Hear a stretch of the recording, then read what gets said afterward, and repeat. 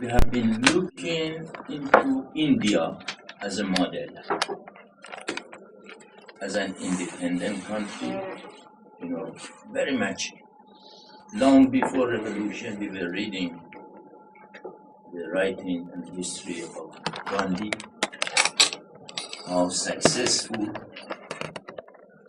they were to bring India to be an independent country. Before revolution and after revolution. So India for us is not only a country to think in an economic manner. It's really a symbol, it's a model. We learn at every level, including culture, politics, and all. And looking at the international politics also, from non-aligned movement onward, we have always thinking that when the US is the main enemy of Iran, then India is a country to be a type of counterbalancing when we try to align ourselves with India. For that matter, though Pakistan is a Muslim country bordering with us, but still we have been very, very much cautious to have a type of relation with both that we could put it in this equation, because India is somehow, in the picture, something that could be against American imperialism in this And at the same time, US, any president who's been there, has been trying also to distance or create a gap between Iran and India. We see Trump no exception in that matter. The difference, of course, between Trump and Obama and the other president was that for Americans, this nuclear issue was a very important obstacle. So the nuclear deal between Iran and the US paved the way for a better look toward Iran from every point. Fundamentally, this could create more room for cooperation between Iran and India, like any other country. And I'm hoping that in the future also, although Trump is in power, this could be the same way, because nuclear deal is not between Iran and the US. When you talk about international law, it's P5+1 and Iran, although there are something which I have to say later. So fundamentally, no more obstacle for the countries which want to improve their relation with Iran. This line would still remain. Then the question came, either US or P5+1, which one? We have to know, in reality, it has been the United States which has created this fabricated crisis of Iranian nuclear issue. So though the other parties, from Security Council, UN Security Council, have been involved, but in reality, in practice, the main role is in the hand of US. And the role of individual in US policy-making model is very important. Assuming you had George Bush in the White House, then could we have this nuclear deal? Because Obama made a change really, and that was crossing the American red line toward our nuclear activity. The traditional red line of all presidents was no enrichment at all on Iranian soil. Now, Obama has accepted that. And since the other members of UN Security Council are part of it, it means a more legitimized right of Iranian to enrich uranium in their or on their soil, and so it's a acceptance of Iranian with the nuclear technology and know-how internationally. So everybody is involved, but the decision which was made by Obama personally is important. And as I said, many, including Israelis and Saudis, do not like this, but this is the reality. Then goes to Iranian and Kuwait. If we had that money to try to export things, that would be a lovely thing, but we don't. We have to accept the thing that nowadays is not time anymore that a few people decide on the top for the rest of the people.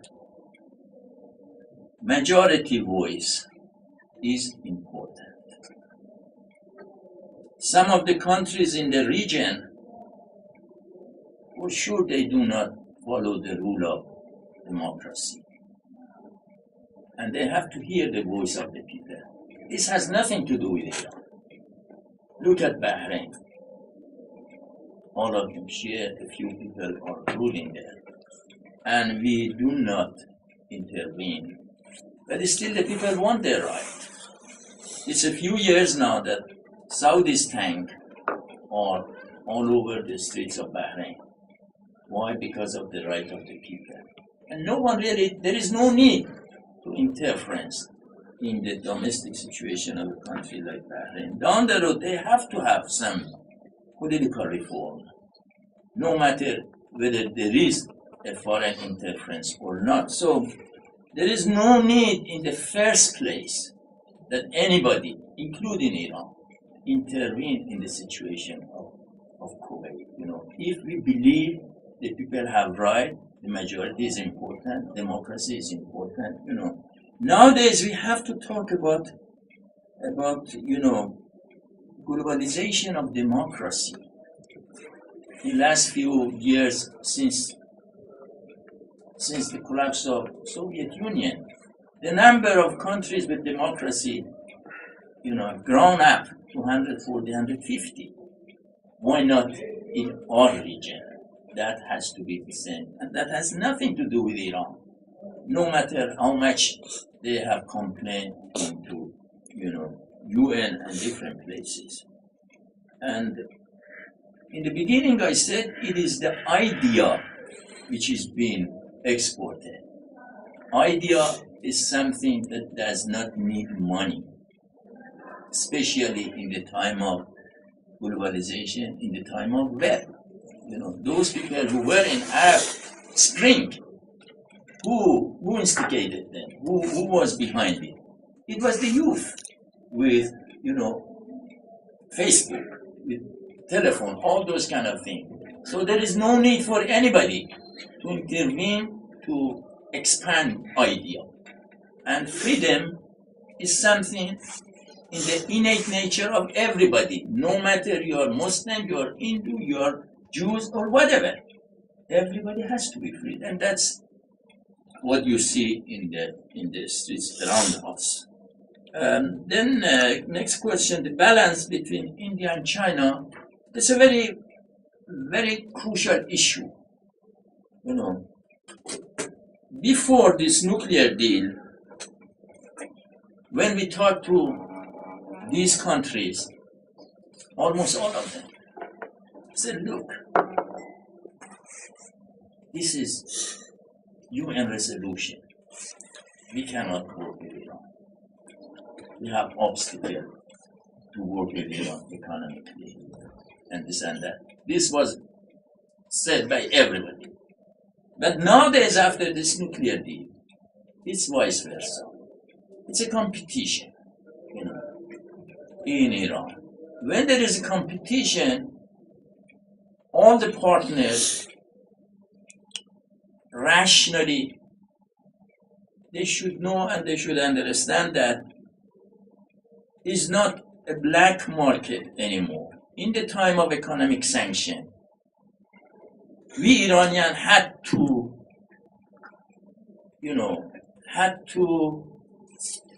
suffer and accept the formula which was given to us. Because we were constrained, we could not do many things. But after this nuclear deal, that is not the case anymore. Best quality, most reasonable price, better conditions, legally, politically. These are at the place. Now, if you come to the hotels in Tehran, in one hotel you see from every country sitting there, they want to have a deal with Iran because you are talking about a country of 80, 85 million people, one of the most consuming people in this country. While you have crisis in all over Middle East, and Iran is the only stable country with this population. So everybody wants to go to the market. And for that matter, it's, there. For us also, maybe last time I was here in India, I said something that we Iranians, like any other nation, never forget when in the time of hardship, someone is your friend.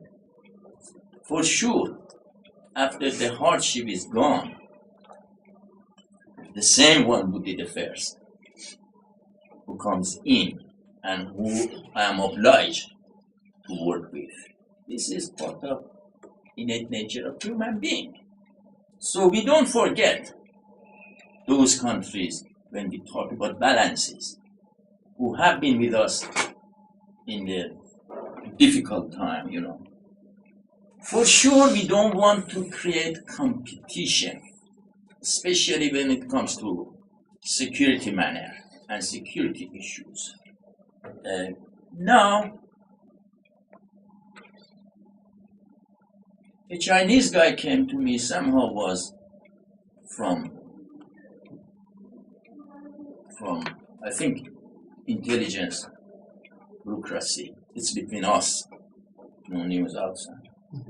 He told me, look, Iran is a big country. If you want to play your big role at the global level, you have to be with a big power of the international system. But if you go to the Americans will give you some part of what you need. If you go to Russia, they will give you some part of what you need. And if you go to EU, they give you. But if you come to us, though not the level of sophistication of Americans, but still we can give you all the need. So we can work together in the international system. I'm trying to tell you that there are so many proposals being given to us.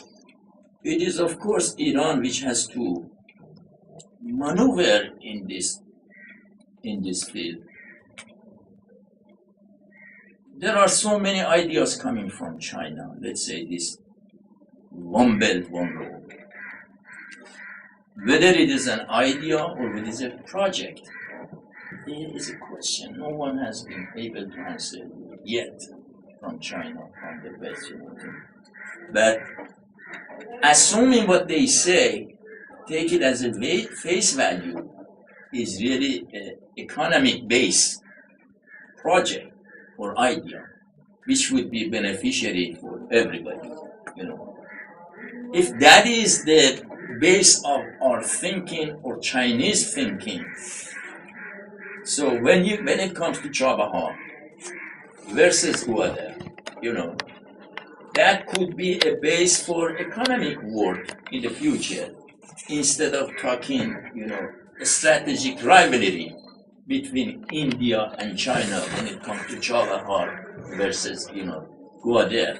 So it very much really depends to what is the philosophy or what is the motivation behind those countries who want to work with Iran, China, America, European, India, and based on that motivation also, we try to work with everybody. Chabahar is a project much more beneficiary for Afghanistan and India than Iran, because our big cities are very distant from Chabahar. We do business with some other parts.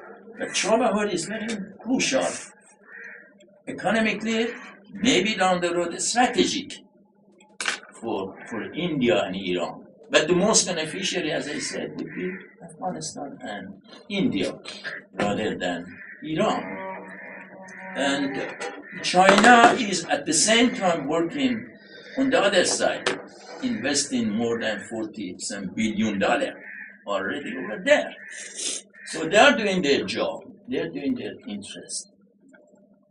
What we say is that let's look, all of us, for the prosperity and well-being of everybody.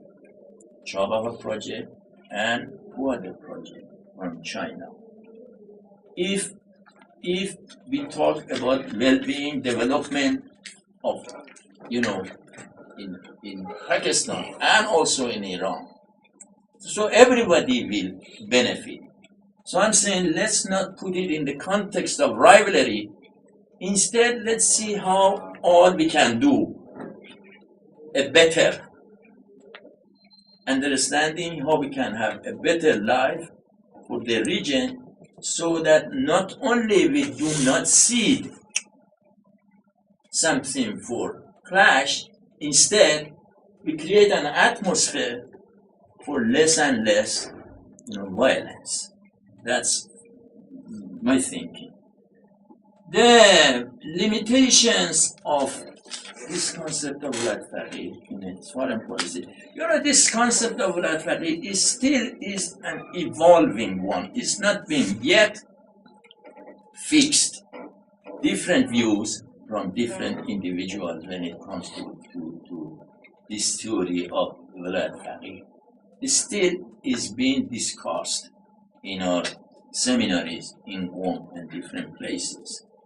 And so many issues still has to be elaborated. One of them is foreign policy issue. Of course, some part of duties and rights and responsibility of Walad Faqih has been already put in our constitution long ago.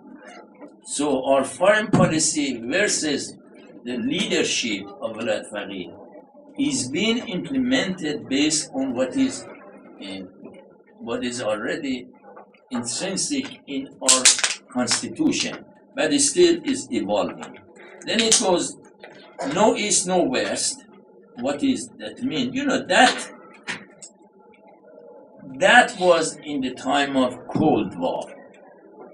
So at that time, it meant only no communism, nor Western liberalism. But in essence, this came from a sense of trying for independence and self-sufficiency. That was the main idea behind this concept of no West, no East. And still is valid if you look it in this context. Thank you. Yeah, we can have one more question, please.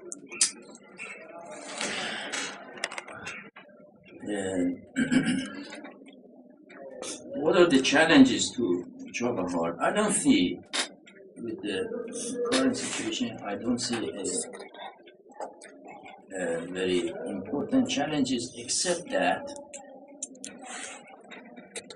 those who benefit from this radicalization of religion and the region, they really do all they can do to undo these type of projects. Because as I said, the main problem in our region is that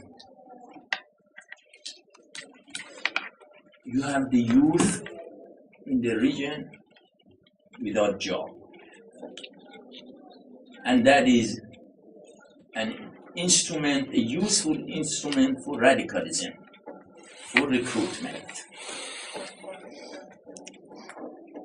Those people who create this radicalism and benefit from radicalism and later on to terrorism, they don't like Chabahar project, nor they don't like what Chinese are doing in Pakistan. So this is main challenge. If we want to go after this challenge, we have to do forcefully what we are doing. This is a right decision, a rational decision we have to follow. And that's what I see main challenges. When you talk about Baloch, when you talk about Kurd, when you talk about Sunni, you are talking about Shia, they are surrounding in those areas. And they can be manipulated easily if there is not economic development. And Chabahar look at it first as economic development. There are lots of positive benefit from Chabahar for all of us. For us, Afghanistan is always important for us, both being a challenge and opportunity. For us, I said yesterday that I come from critical school of security studies. In traditional security studies, when you talk about, security dilemma, you are talking about two states, just neighboring each other. One bring more and more arm for security, creates more insecurity for the others, and then again, a vicious circle. But when it comes to a country like Afghanistan, Taliban there now, for their own security, for their own being there, need money through narcotics. And narcotics create insecurity, social insecurity for us. In a war, how many people will be killed? But in narcotics, you are talking about generation. So for us, Chabahar, if it gets to the point we are, it means less and less opium producing in Afghanistan. Then the people get, so the level of development, social economic development in Afghanistan, if it goes high and high, much better for everybody, including India and Iran. So for us in that, I was talking with a friend from Afghanistan. I told him, we have to look for 30 years from now. Let's bring our social scientists together. And they think, what is that we have to do for the future? That even if there is a political changes at the capitals, still this integration between societies continue. So I put this Chabahar as a project for integrating different societies together. It creates more sophisticated social norms in different countries and would be beneficiary for all of us. That's the way I look at it. Then the role of Iran in Central Asia, many issues are involved. First, Russia is in identity crisis in their foreign policy since end of Cold War. So it is them who have to first define which direction they want to be. So that's one aspect which defines our foreign policy toward them. Second would be Western conception of the region and Western motivation and aim and goal when it comes to Central Asia and Caucasus. In the Syria, Russia is trying to define a new identity for itself. Before that, in the time of Medvedev, American and Western were manipulating everything in the near abroad of Russian foreign policy. And that was a threat for them. So in a case, what Russia is doing is you have to analyze it in a defensive manner. If they succeed, it means they have secured their border, they have secured what they have in Ukraine and Crimea, and since then, then have to decide what will happen in Central Asia and Caucasus. So Chinese are also trying to be involved in Central Asia and Caucasus. Even Japanese are somehow, working there. But more than everybody is China. So everybody is involved. It's not Iran only to say what can I do there. For sure, for us, security issue is the number one. Second would be economic development. And as I said toward Jawaharlal, the same is true for Central Asia and Caucasus. Many of those members of Al-Qaeda comes from there. It's a threat from everybody. It's even something which brings American, Trump, and Putin together. It's a common threat, and that is Daesh. So, if it's not only for American, it's not only for Russia, it's for all of us. So, if we have a developed Central Asia and Caucasus, means less and less extremism, less and less radicalism, less and less, terrorism. So it would be good for all of us. Again, let's try to contextualize things there in the context of social economic development to diffuse future source of insecurities. That's my fundamental thinking. Going to Syria. Different way of explaining. First of all, more and more insecurity in the region, more and more security for Israel.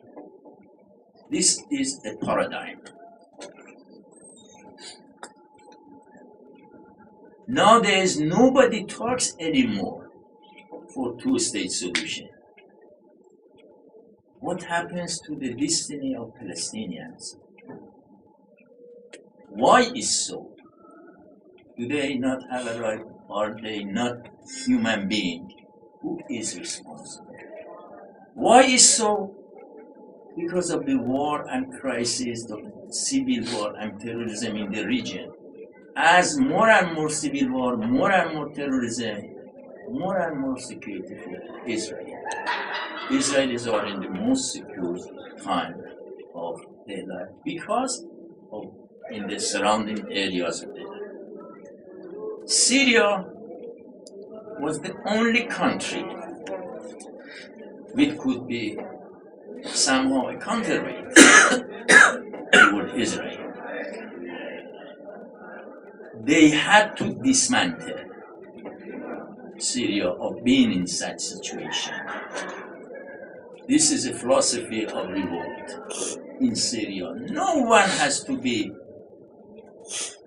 in a, let's say, to think that it is really a war for democracy. That's absolutely not the case. Many of those who were involved in Syrian crisis came from wishful thinking. Some countries in our region thought it's time for people like Ikhwanul Muslimin thinking to take power in Egypt, in Syria, and they are my ally. So that was really a wishful thinking. The real problem came when Ehud Barak of Israel and Israelis, in the beginning of crisis, they said the downfall of Bashar Assad is only a matter of weeks. That misled many.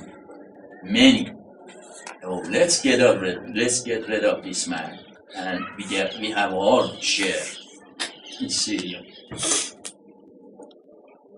Theoretically speaking, all the wars begin because of optimism and wishful thinking.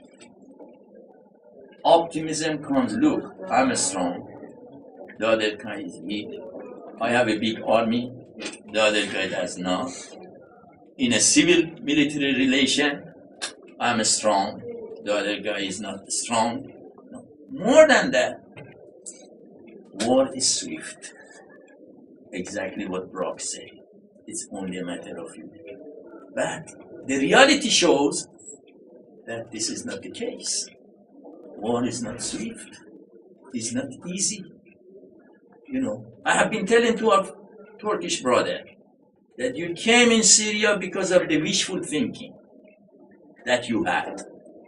That you could easily come and take part and set up a parliament, set up your people, and government in Syria will be yours. That's a wishful thinking. So it's not really Iranian interference in that to say it's a determining factor. And it's not only Iran. So it's a complex issue. I do think that many people could do much better, including Bashar Assad himself, if 5 years ago, bringing army against the people is the wrong decision by anybody. We could do so many things to have to serve better the life of the people. But it's not really Iran, it's not only Iran. Many are involved. I did talk about Arab Spring. Arab Spring was in the context of globalizing democracy. But some of the countries in region, which their lifetime is already passed long ago, because they are not democratic, they don't have any election in their country. So many things. They didn't like this trend. So they switched it, make it to be a sectarian war. And Syria is an example, an indication of that move to make something which was a movement for democracy and freedom, to bring it to some type of clash of different sects of Muslims. That is exactly what we see. The same is in Yemen. Who is Houthi? Houthi has been there for 100 years of there. They have been ruling that country for a long, long time. It's a war between them. It has not that much to do with the thing. It's very much important to tell you, as a student of international politics, let's decide to be objective. For being objective, source of data is very, very important. Who is your data when you say Iran is intervening in Kuwait? What is your data when you say, Iran is doing this and that in Yemen? It's CNN, it's BBC. For sure, they don't like your interest, they don't like my interest. Exactly. So let's be objective. Iran and India has good relation. Our universities can be in a good relation. Let's have joint project, dissertation in this university. Let's have it, building it together, Let's have scholars from both sides. Let's have exchange of students so that we can understand each other, more than we look at, the media. So, assuming if you wanted to take as face value all that has been said in last 40 years about Iran, if you take only some of it to be the reality, it means Iran had to be destroyed 20 years back.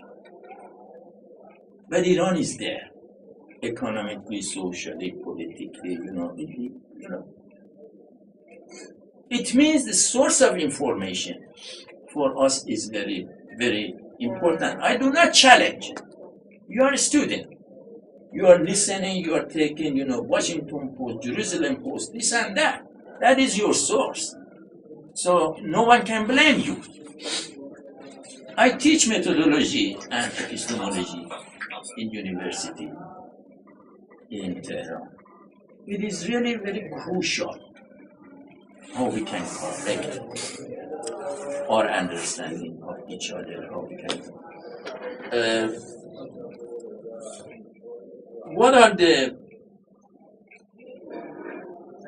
are different phases not being seen in Iran-India relation? Frankly speaking, across the board in Iran, we expected much more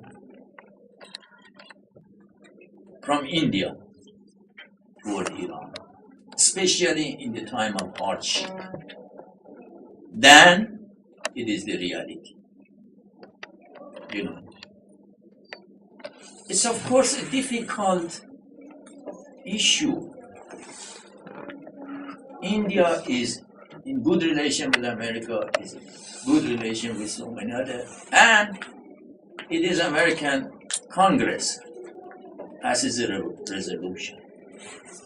Then in this country, they take it serious. So what I'm saying is that, again, very frankly, assuming the expectation that we had in Iran from India had materialized, we would not sit here and talk about how Iran would balance between Iran and China. The setting was there already. It was Chinese who had to beg to come within the market in Iran. But that is not the case because, we did not do our job in a proper manner. Last question. The debate on nuclear deal inside Iran. The opponents of nuclear deal in Iran have been and they have been telling loudly is much more stronger than the defenders of the deal. So this is that. I'm saying to change your assumption in first place. And based on the Constitution also, some of the issues based on Constitution is in the hand of the leader. So he can decide. He was the one who decided on the nuclear deal to say yes or no. So based on Constitution. But still, there is a debate. Debate sometimes goes to a very, very hard situation, especially for those who have been involved in this nuclear. Thank you.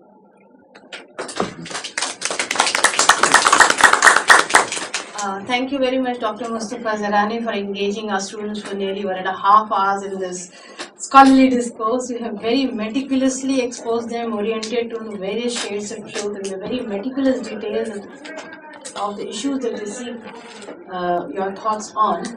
And we assume that being an academic and a scholar and a diplomat yourself, when you realize the importance of such an interaction among scholars of the think tanks and these budding intellectuals who are doing research, so that we don't have to rely on BBC and Washington Post. We have more of such fruitful interaction, and you would take some initiative in encouraging our exchange of faculty, exchange of students, exchange of material, joint projects, joint research, and you take it up at your end so that we have much more collaborative ventures future at educational institution levels, because this is what is going to produce the future think tanks and the future literature. Thank you once everybody for joining us here, and thank you once again, Dr.